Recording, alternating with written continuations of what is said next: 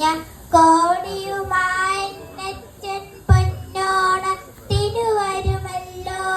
കരിമുകിൽ മൂടിയ വിണ്ണിൽ വെളിച്ചം കാവടി തുള്ളിയണഞ്ഞല്ലോ.